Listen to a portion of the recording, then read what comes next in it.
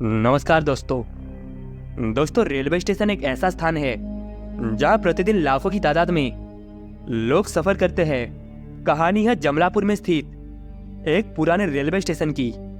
आज भी स्टेशन का नाम कुछ ऐसे रास्ते में लिया जाता है जिनका नाम सुनते ही हर किसी के शरीर में कपकपी छूट जाती है। रात का वक्त था। स्टेशन के ऊपर एक पत्ता भी इधर से उधर हिल नहीं रहा था।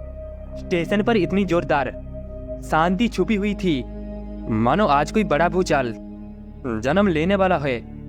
अशोक नाम का एक शख्स स्टेशन पर दाखिल हुआ और उस वीरान पड़े स्टेशन पर इधर से उधर टहलने लगा, क्योंकि अशोक को वहां कोई और दिखाई नहीं दिया। तो उसे लगा शायद ये एक पुराना स्टेशन है, लेकिन वहां पर लगी लाइट ये सब बता रही थी कि स्टेशन का बनाए ज्यादा वक्त नहीं हुआ। खैर, अभी अशोक इधर से उधर घूम रहा था कि उसे स्टेशन के ऊपर एक जूस वाला दिखा जो इधर उधर घूम रहा था। हालांकि उस समय अशोक के बैग के अंदर एक पेप्सी की ठंडी बोतल रखे हुए थे, जिस वजह से उसे कोई आवश्यकता नहीं थी। मगर इसके बावजूद भी उसने जूस वाले को आवाज देते हुए कहा, अरे भाई साहब जरा इधर आइए, मुझे भी थोड़ा जूस चाहिए। लेकिन उन जूस वाले ने अशोक की बातों को इस तरीके से नजरअंदाज कर दिया कि मानो उसे सुनाई ना दिया हो।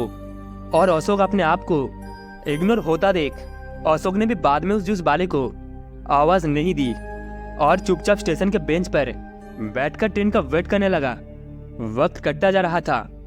ट्रेन के आने का वक्त होने लगा और अशोक ने जब अपनी नजर घड़ी पर डाली तो उसने पाया कि बस कुछ ही पलों में ट्रेन प्लेटफॉर्म पर पहुंचने वाले थे। लेकिन ताज्जुब की बात तो ये थी कि आज स्टेशन एकदम सुनसान था। चारों तरफ किसी भी यात्री का मौजूदगी नहीं थी। ट्रेन स्टेशन पर आकर किन यात्री को लिफ्ट देगी, यही सब सोचते हुए अशोक किसी दूसरे आदमी के आने का इंतजार करने लगा। लेकिन आज ये स्टेशन शांत होने पर तुला हुआ था। अब तो चारों तरफ जूस वाला भी नहीं था। अब अशोक के मन में काफी सारे विचार थे। वो लगातार यही सोच रहा था कि कहीं वो किसी पुराने स्टेशन पर तो नहीं पहुंच गया। इसी बीच उसे ट्रेन आती हुई दिखी और वो ट्रेन को अपनी तरफ आता देखकर उसने अपना सारा सामान उठाया और वो ट्रेन की तरफ चल पड़ा। लेकिन पता नहीं अस्टिन को क्या हुआ कि फुल स्पीड में भागती ट्रेन उस स्टेशन के ऊपर एक पल के लिए भी नहीं रुका और वो तुरंत ही वहां से निकल गए। और अशोक उस रात स्टेशन पर ही रह गया। लेकिन अभी भी उसके मन में एक दुविधा थी, क्या सच में वही ट्रेन थी जिसमें उसे सफर तय करना था।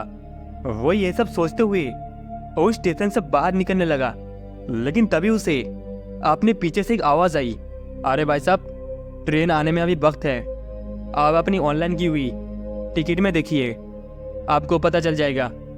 और फिर जब अशोक ने अपनी टिकट की जांच की तो उसने पाया कि सच में उसकी ट्रेन इस समय से भी आधे घंटे के बाद आने वाले हैं। यानी कि वो झूठ-मूठ इतनी देर से अपनी आंखों को पटरियों के ऊपर गड़ाए बैठा था। और इस बार जब अशोक अपने पीछे मुड़ा तो उसने देखा कि ये कोई और नहीं बल्कि वही जूस वाला आदमी था जो कि कुछ देर पहले अशोक की बातों को नजरअंदाज किया था। अशोक उस आदमी से बोल पड़ा, अरे भाई साहब मैंने आपको पहले भी आवाज लगाई थी लेकिन आपने कोई जवाब नहीं दिया। अशोक की बात सुनकर एक बार फिर वो जूस वाला इंसान बिना कुछ बोले ही वहां से निकल गया। और अशोक एक बार फिर उसकी खामोशी को देखने के बाद थोड़ा सा दंग रह गया। उसे उस आदमी का व्यवहार काफी अजीब लग रहा था, क्योंकि एक तो वो आदमी कुछ बोल ही नहीं रहा था और ऊपर से उसकी अटूट खामोशी माहौल को और भी अजीब बना रहे थे। इतने में अशोक का कुछ सामान वही जमीन पर गिर पड़ा और जैसे ही अशोक अपने सामान को उठाने के लिए नीचे झुका तो उसका पूरा बदन पसीने से भीग गया, क्योंकि उस पटरियों के ऊपर एक ऐसा खौफनाक दृश्य दिखाई दिया जिसे देखकर अच्छे खासे इंसान की बुरी तरह से रूह कांप उठे। क्योंकि उसके सामने एक इंसान का धड़ पड़ा था और एक ऐसे स्थान पर ऐसा नजारा देखने के बाद अशोक की हिम्मत नहीं थी कि वो अपना फोन निकल कर किसी को कॉल कर सके। वह अपने आप को संभालता हुआ एक बार फिर स्टेशन के एक बेंच पर बैठ गया। वो पसीने से लथपथ हो चुका था और उसके कांपते हुए कदम इधर उधर डगमगाने लगे।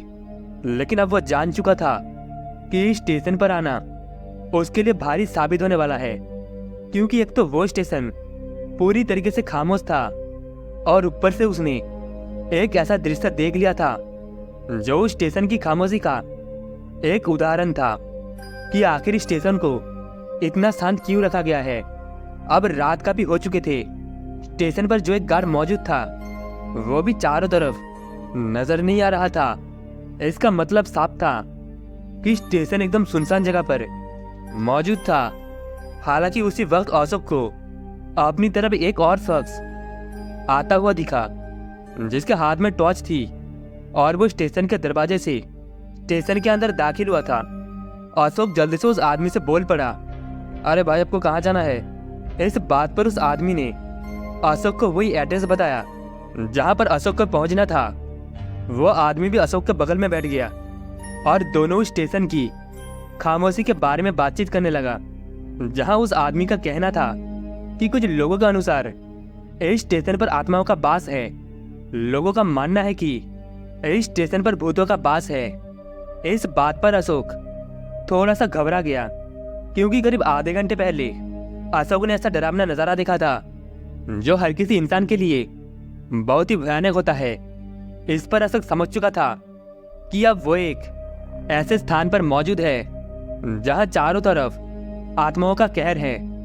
इस वक्त अशोक जल्द से जल्द स्टेशन से निकलना चाहता था। अशोक उस आदमी से बोलने लगा, भाई साहब, अगर आपको पता था कि स्टेशन पर सिर्फ भूतों की मौजूदगी है तो आपको इस स्टेशन पर नहीं आना चाहिए था। और इतने कहते ही जब अशोक अपने साइड में पलटा तो उसकी आंखें फटी की फटी रह गई और उसका दिमाग तो अब पूरी तरह से हिल गया था। उसे विश्वास नहीं हो रहा था कि अभी अभी जो नजारा उसने अपने आंखों से देखा वो एक हकीकत है या फिर कुछ और। उसने देखा कि जो आदमी सिर्फ 1 मिनट पहले ही उससे अच्छी खासी बातचीत कर रहा था अब वो उस बेंच से गायब हो चुका था। अशोक पूरी तरह यकीन हो चुका था कि आज वो पूरा फंस चुका है और अब उसे जल्द से जल्द यहाँ से निकलना चाहिए। ट्रेन के आने से पहले भी उसके साथ काफी खौफनाक हादसों ने पूरी तरह से जन्म ले लिया था और अब किसी भी तरह उसे इस जगह को छोड़ना था। उसी समय ट्रेन स्टेशन पर पहुंच गई और अब ट्रेन स्टेशन पर रुकी हुई थी, जिस वजह से अशोक भागता हुआ ट्रेन के अंदर दाखिल हुआ। ट्रेन के अंदर अशोक जिस बॉगी के अंदर बैठा था वो बॉगी पूरी तरीके से खाली नजर आ रही थी। बॉगी के अंदर एकदम सन्नाटा पसरा हुआ था। अशोक उस बॉगी को छोड़कर तुरंत किसी दूसरी बॉगी में दाखिल होना चाहता था, लेकिन उसके चढ़ने से पहले ही ट्रेन ने रफ्तार पकड़ ली और जब वो उस बॉगी के दरवाजे के पास पहुंचा तो उसकी तमाम कोशिश पूरी तरह से फेल होने लगा, क्योंकि वह अपनी पूरी ताकत लगाने के बावजूद भी बॉगी के उस दरवाजे को खोल पाने में पूरी तरह से नाकाम रहा। फिर थक हार कर अशोक उसी बॉगी के एक सीट पर बैठ गया और वो इंतजार करने लगा कि जल्द से उसका स्टेशन आ जाए और वो यहाँ से निकल सके।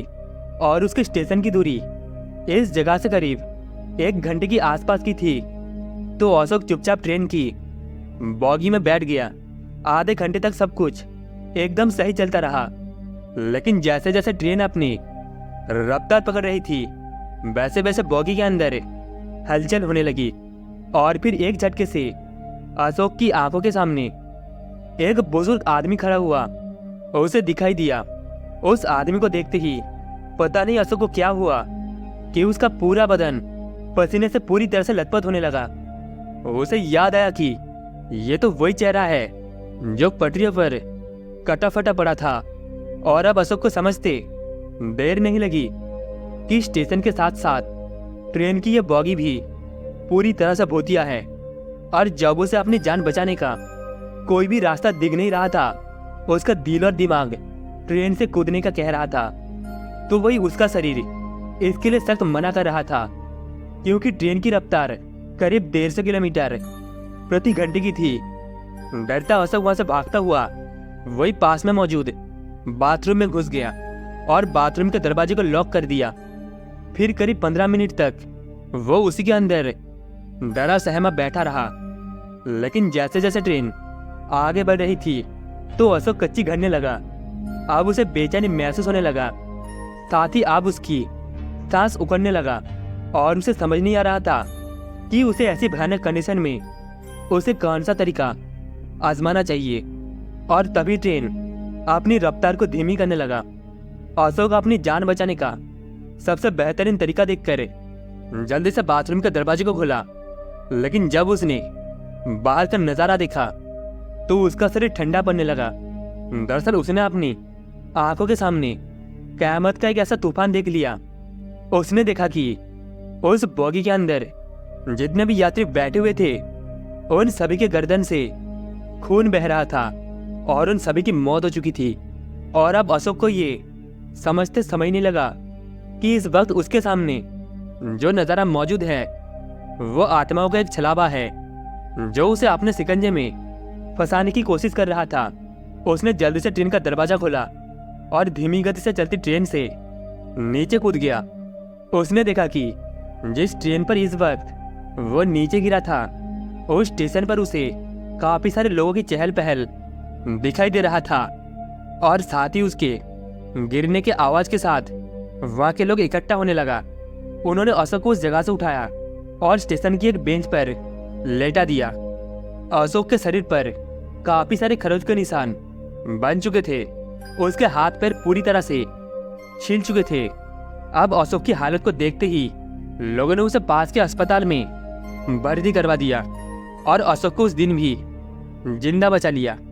दोस्तों, अशोक जब इस घटना के बारे में लोगों को बताने लगा तो उसे खौफनाक सच्चाई के बारे में पता चला।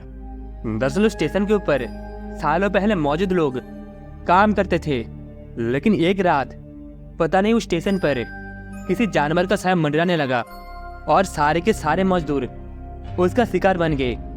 कहते हैं कि उस जानवर का खौफ आज भी लोगों को रात में उस स्टेशन पर जाने से रोकता है, क्योंकि उस जानवर का शिकार लोग अब आत्मा का रूप ले चुका है और रात में उस स्टेशन पर जाने का मतलब होता है मौत के मुंह में पहुंचना। वह एक जिस बालिका आत्मा भी भटकती है जो लोगों को उनका सही रास्ता दिखाती है। फिर एक रहस्य और भी बताया जाता है कि जिसके बारे में अशोक खुद अनजान था, लेकिन हाँ, कहते हैं ना, जो उस रहस्य को उगल देगा वो उस दुनिया को ही छोड़ देगा। अब ये कौन सा रहस्य है और उसे आज तक काफी कम लोग क्यों जानते हैं, ये भी एक रहस्य ही है। तो दोस्तों, इस कहानी में बस इतना ही। कहानी आपको कैसे लगी कमेंट में बताना। कहानी आपको अच्छी लगी हो तो वीडियो को एक लाइक एंड चैनल को एक सब्सक्राइब जरूर से कर देना। मिलते हैं अगली कहानी में।